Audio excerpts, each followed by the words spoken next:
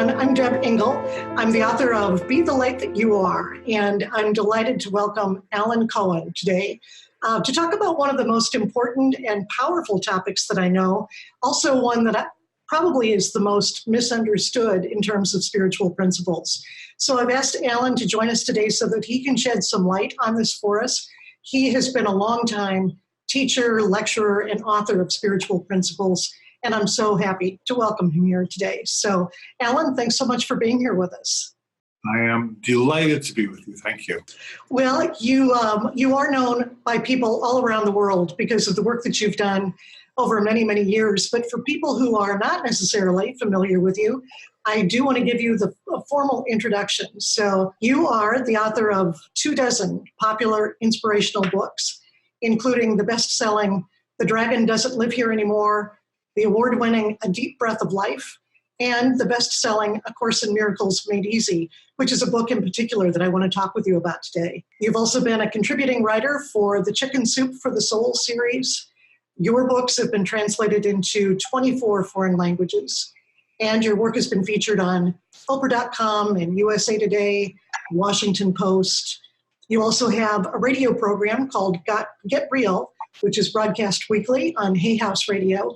And you have a column called From the Heart that's featured in magazines internationally. So, and I love this quote because so many people listening will be familiar with Wayne Dyer, who was a master teacher for me and for so many others. And he said, quote, Alan Cohen is a major, major player in the great spiritual awakening in our world. So can't imagine anybody better to talk to about this sometimes kind of sticky topic of forgiveness that we're going to talk about today.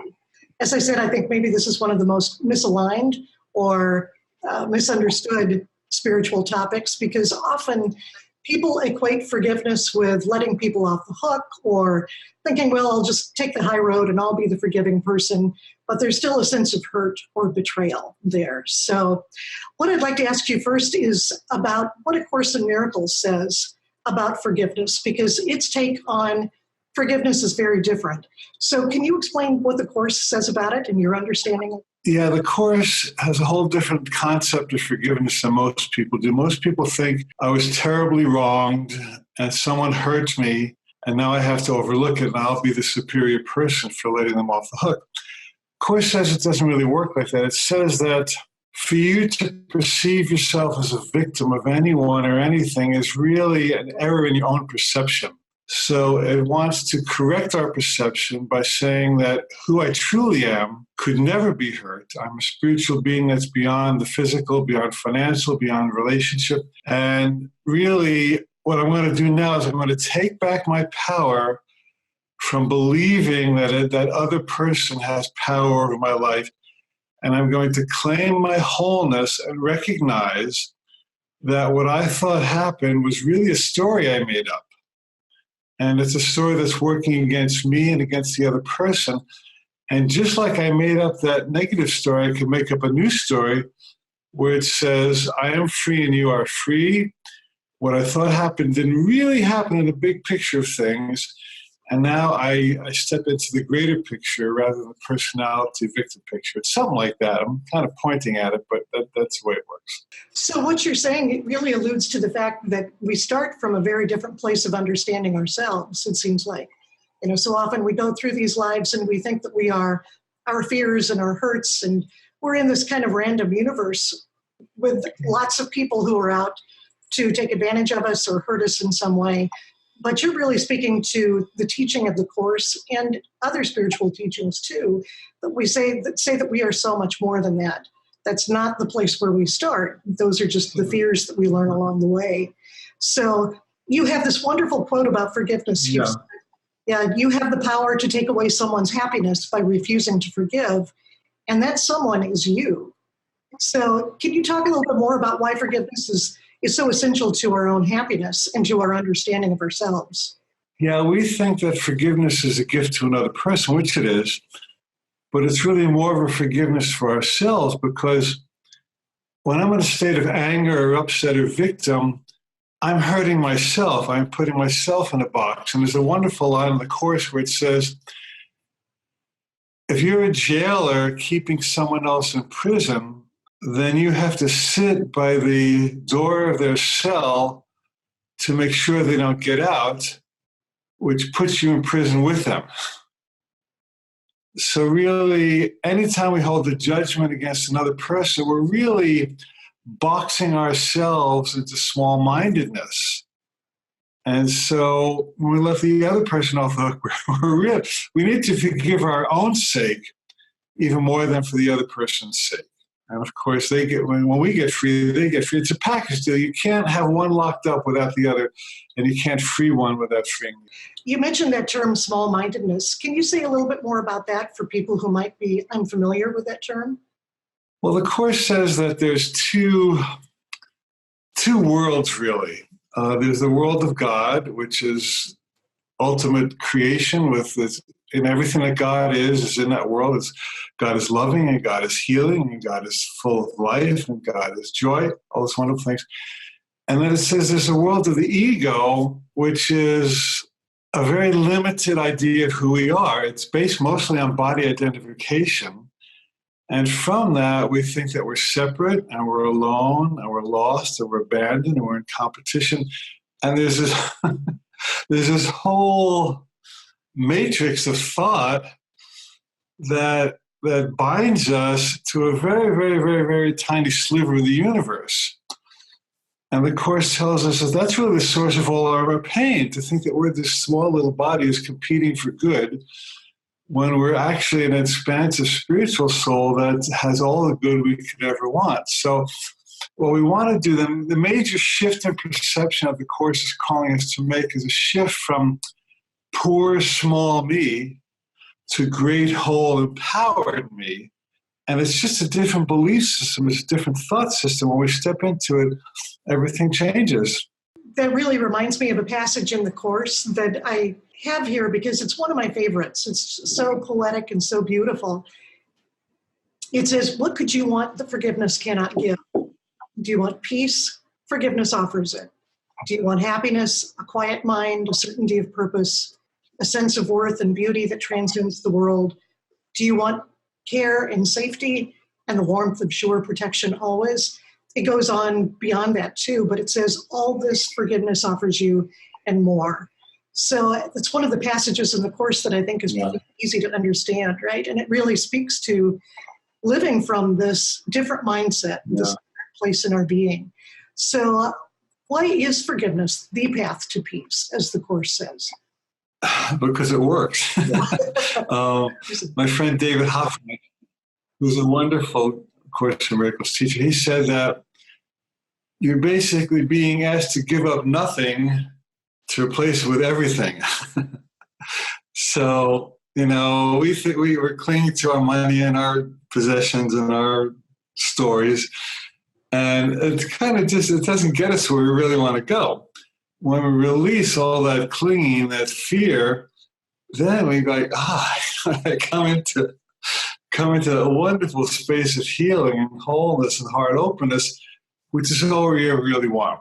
We just want to feel happy. And we think that this person or this sex or this object or this job will get us happy.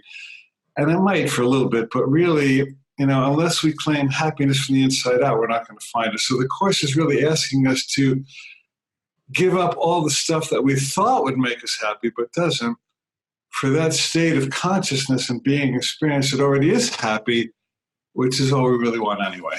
Right. So it's that famous line, would you rather be right or happy? And of course, the small-minded ego wants to it wants to cling to those grievances. It wants to betrayal, keep all of those things in its grip. But the higher self, that higher mind, the right-mindedness, is saying joy. The Course in Miracles teaches, our natural inheritance is joy. Our only job is joy. So forgiveness truly is the path that can get us there. Beyond that ego need to hold on to all of the hurts. It's that wonderful release. There's a Zen line I love. It goes something like, you have no idea of what you've been carrying until you put it down. So, it's like you have a hard day and you go to sleep and you have to go to this wonderful dream world.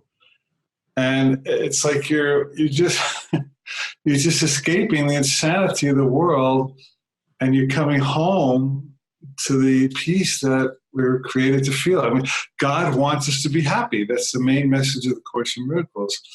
And so once we're willing to give up that which is making us unhappy, everything that we deserve just flows into us naturally, or out from us naturally. Mm-hmm. I do know people who really question that idea that God wants us to be happy, that we deserve to be happy. Not because we earn it in this life, but just because as innate pieces of divine love, expressions of divine love, we are joy, we are light. For someone who maybe is struggling with that idea, that very foundational idea, and questioning, does God want me to be happy? Maybe they've gone through a lot of hurts. They maybe have been through some crises in their life, a lot of loss or grief, and they're questioning, does God want me to be happy? What would you say to that person? Well, it's a good question, isn't it? And we get it often. I once did an interview with Ram Dass. You know Ram Dass, a wonderful spiritual teacher. Do you know him? And I asked him the same question. I said, what would you say to somebody who said there's a world of suffering and a world of sorrow and the world doesn't work? And, Ram Dass had a stroke like 20 years ago, so he has to use his words very chosenly. I said, what would you say to somebody who says that the world sucks and I'm a victim and life isn't working? He really said, change your mind. So I would suggest to that person that everything's a matter of perspective. And there's a wonderful line in Richard Bach's book, Illusions. He says that argue for your limits and you get to keep them. Yeah, they are yours. And so I would invite that person to look at, yes, there's evil, yes, there's darkness, yes, there's pain, yes, there's suffering, and yes, there's grace. So I would invite that person to look at the blessings and the healings and the ways that love has taken care of that person, even in spite of the dark things that have happened. And I would invite that person to step into the vision of where they'd like to go rather than where they're coming from. Tell me about your ideal life. Tell me about your ideal partner. Tell me about your ideal health. And let's see if we can build a vision for how good it can get instead of how bad it's been. And I do a lot of coaching, Deb, and if I can just get a client for a moment to open up a little crack of where I'd like to go instead of where I'm coming from, I have them in my clutches, because from that moment we can step into that consciousness. In that moment, A Course in Miracles says that all you need for a miracle is a little willingness. So in the moment that that person says, well, maybe my life could be better, then you have an opening. And then we walk that opening together, and that's where healing happens. That's where miracles happen. Right. So the Course's take on forgiveness is quite different from what we typically learn or what we think. And I can just imagine, as you were writing A Course in Miracles Made Easy, where you were really translating the Course's teachings, putting them into simpler, everyday language, that I'm guessing that forgiveness was one of those parts of the Course that you sat with for a while, or maybe you wrote and you rewrote. Was there something in particular for you personally that you learned as you wrote about forgiveness in that book that maybe you didn't know before? It wasn't that I didn't know it, but I gathered memories and experiences that edified it. I think the Course has to be really practical. I told the story in the book that I'd like to repeat now if you have a moment. Absolutely. I was once in Spokane, Washington, and I had a friend named Alden who was a really great Course in Miracles student. And he offered to pick me up from one place and take me to another for another meeting. And before I was going to meet him, I had a massage, and I fell asleep on the massage table, and I was late. I woke up, the massage therapist let me sleep, and by the time I woke up, I was late to meet him, and he had waited for a while. I figured I wasn't showing up, and he he went on. And I felt terribly guilty. I thought, well, here this guy is nice enough to give me a ride. And I was indulging in a hedonistic massage, and I fell asleep, and I missed him. And so I just felt terrible. And so I saw him the next day. I said, Alden, I'm so sorry. I fell asleep on a massage table. I missed your meeting. And he said, that's okay. He said, would you like another ride today? And what he did in that moment was that he reversed the belief system of the world. The belief system of the world said, well, hey, you blew me off yesterday. I waited for you. You inconvenienced me. Why should I possibly do something nice for you again? You sinned and you hurt me. And the Course tells us this is the best teaching in the whole Course. The Course tells us to demonstrate to our brother that the sin that he believes he's committed had no effect. Basically, that you were not hurt by his perception of sin, which lets him off the hook. And when Alden said to me, okay, would you like another ride today? He demonstrated to me that I had not sinned and not really hurt him. In fact, he still loved me enough to give me another ride. And, that was the whole Course in Miracles in a nutshell. And so as I was writing about forgiveness, I remembered him, and I remembered other guys who have done stuff like that for me. And I realized that we really do have the power to release ourselves and each other if we're willing to shift our perception from sin to grace, from sin to innocence. The Course is it seems very complicated. It's 1,200 pages and there's 365 lessons. It goes on and on and on. But really, it's extremely simple if we're willing to put it into action. Right. What I love about that story, too, is that you felt guilty for having had that massage and then fallen asleep and having been late. But his forgiveness also showed how pointless your guilt was, that there was nothing to feel guilty about. The Course talks about forgiveness in different ways, but one of the things that it says is to forgive another for that which he has not done, for something that really never even happened. And I think that's such a great example. It's an everyday practical example where, the ego, the small mind, wants to go into guilt, is always looking for something to feel guilty about. But the forgiveness shines a light on that and shows there was nothing to feel guilty about. Nothing happened here that anybody needs to be forgiven for. I love those kinds of examples because those are the kinds of things we all deal with every single day. And yet it's the same dynamics, isn't it, that apply to global politics or to international well-being, conflicts between countries. That we can take all of these same teachings and apply them on what seems to be a much bigger scale. And it's all the same thing. It's all either fear or love. So beautifully stated. There's no difficulty in miracles. So, if it worked between me and Alden, it could work between nations. Right. And that's where we can all have such a huge impact by using these principles, isn't it? That just the steady, consistent application in our own lives and our own minds contributes to a greater whole that then is more peaceful, where the whole is on that path to peace. And it may seem insignificant what we're doing. The story that you just related might seem like, well, that's no big deal. That didn't make a difference in the world. But to know that it truly did, every act of forgiveness changes things. So made a difference in my world. Through my book. Thousands of people have read the book, and that one little moment that Alden gave to me is rippling out to lots of people now. Right.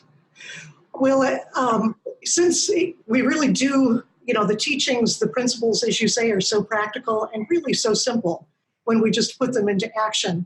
I'm wondering if you've got maybe one recommendation that you would offer to people to help them embrace this teaching and apply it to their life.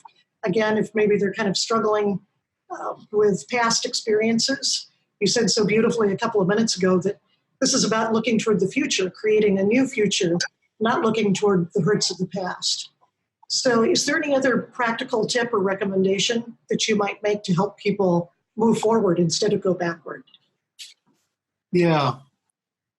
Yeah, and in my coach training, I teach a very simple technique that people really like and get a lot of benefit of, and it's basically the teaching of the two voices. And the idea is that every moment is a choice between fear and love. Every thought, every word, every action, it either comes from fear or from love. There's no in between. And so when somebody is troubled, I will ask them, okay, what does the voice of fear say to you about this? I say, well, I'm stuck and I'm lost and I'm old and I'm not going to need a partner and no. Okay, thank you. What does the voice of love say? Well, the voice of love tells me that really I live in a world of infinite possibilities and I'm quite wonderful just as I am and I can have what I want. And I'll say, which voice feels better? Well, the voice of love feels better. So basically, at every moment, asking yourself, this is an introspective exercise, okay, am I listening to the voice of fear? Am I listening to the voice of love? And which feels better? And I guess the next part is, if I were to listen to the voice of love, how would I be proceeding differently? And, usually the voice of love prescribes a whole different course of action than the voice of fear. And then you're headed, this is what is called right thinking, of course. The course says now you're in your right mind and you can get right results. So just simply discerning between fear and love and choosing love, that's the course right there. Beautiful. Well, one other question comes to mind too, because we did talk about an everyday example of forgiveness, but I'm also thinking about those people who may be watching this who have gone through some very, very deep hurts. Maybe they've experienced sexual abuse or childhood abuse of some kind, or they've witnessed violence in their life, or they really do feel as though they've been victimized somehow. Do you have a particular piece of wisdom, insight for them, again, that could help them get to that place of a little willingness to see things differently? Yeah. Yes. I always ask them, first of all, I validate them and I tell them I understand this was a very difficult experience. I'm sorry you went through it. Now that you've gone through it, is there any way it's empowered you? What did you learn? Did you build any muscles as a result of it? And usually there's some benefit. No, we're not saying go out and do it or hurt anybody or just make light of it. We're not saying it, but we're saying that people who've experienced forms of abuse usually learn to set boundaries. Usually they learn to love themselves in the way that the abuser did not love them. They have to kind of dig inside themselves to find a deeper source of love than they were waiting for from their father or the mother of the person who abused them. So the Course says that all of your past is gone except for the blessing it's left you. So I would ask the person, can you think of some kind of opportunity or blessing or lesson, even gift that you gained from this that will now serve you for the rest of your life? Maybe you can help other people who've gone through this. Lots of people who've been abused turn out to be healers and counselors and therapists and authors because they've had that hard experience and they've grown beyond it. Now they can serve others. And so it's basically just feeling around for some way where you find empowerment instead of victimization. And once you do that, you have all kinds of tools to work with that you didn't have when you defined yourself only as a victim. Beautiful. And that's really the choice, isn't it? Right there, the choice between staying stuck in the past and in the fear or moving forward, seeing through the eyes of love, thinking with the mind of love, and seeing the gifts in the world and the blessings. Yeah. Beautiful. Well, is there anything else that you'd like to add? I would like to keep talking for hours, but we're coming to the end of our time. But I do want to ask if there's anything else about forgiveness or anything else that you'd like to add before we wrap up. Yeah, I think that self-forgiveness is the biggest gift we can give each other, ourselves and each other. And I know I've had so many judgments about myself and guilts and fears that I've had plenty of chances to practice.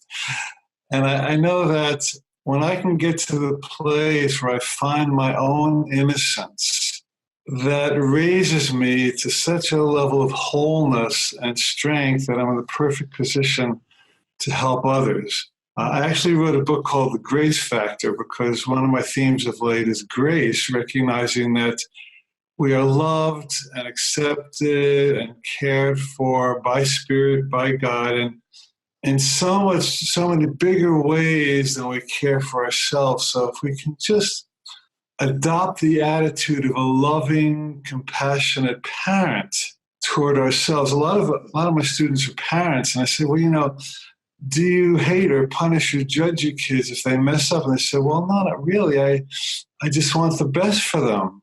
And they say, I say, well, then, can you imagine that just as you'd want the best for your children, you would do your best to forgive them, that the Spirit that created us all sees us through such eyes of love that if we saw ourselves even for a moment through those eyes, our whole life would change. So I encourage everyone to be easy on themselves and just let themselves off the hook and just, proceed from innocence rather than guilt. And that opens the door to healing that we all desire. Beautiful. And healing that the world certainly needs, has always needed. But I think maybe a lot of people are feeling like it needs even more healing at this particular time. And as you say, it really all starts with us. So beautiful. Well, Ellen, thank you. We have to healing the world starts from inside out. You're doing wonderful work on this too, so I really want to honor you for your writing and teaching and healing, because I respect you a tremendous amount as well. Thank you, Deb. Thank you so much. Blessings to you and to everything that you do. I want to invite everybody who's watching and listening to go to alancohen.com. It's AlanCohen.com to learn more about his programs and events and books. You can also learn more about Be the Light That You Are and find interviews with other amazing people like Alan at my website, DebraEngle.com, and that's DebraEngle.com. So again, Alan, thank you so much. And to all of you who are watching, thank you so much for being here, and keep letting your light shine. Thank you, Debra. Thank you. Honor. Thank you.